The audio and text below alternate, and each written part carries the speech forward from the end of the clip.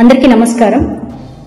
పులివెందుల పులి సింహం సింగిల్ గా వస్తుంది అని చెప్పుకుంటున్న పులివెందుల పిల్లి ఈరోజు ఏదో కొన్ని కారుకూతలు కూసింది మన డిప్యూటీ సీఎం శ్రీ పవన్ కళ్యాణ్ గారి గురించి.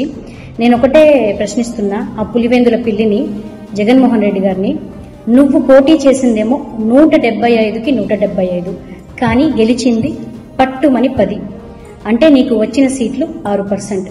కానీ జనసేన పోటీ చేసింది 21, గెలిచింది 21, అంటే 100% స్ట్రైక్ రేట్ తో గెలిచిన పార్టీ జనసేన పార్టీ, మా పార్టీ.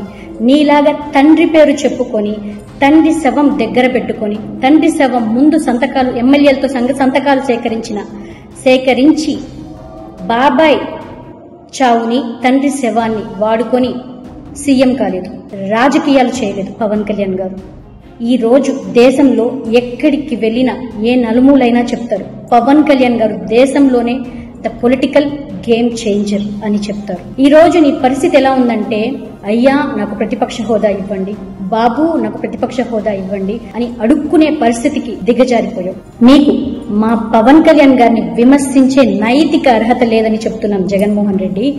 ఈ రోజు దేశంలో ఎన్డీఏ ప్రభుత్వం ఉందంటే దానికి ప్రధాన కారణం శ్రీ పవన్ కళ్యాణ్ గారు. నీకు పవన్ కళ్యాణ్ గారికి నక్కకి నాగలోకానికి ఉన్నంత డిఫరెన్స్ ఉంది, అంత తేడా ఉంది జగన్మోహన్ రెడ్డి.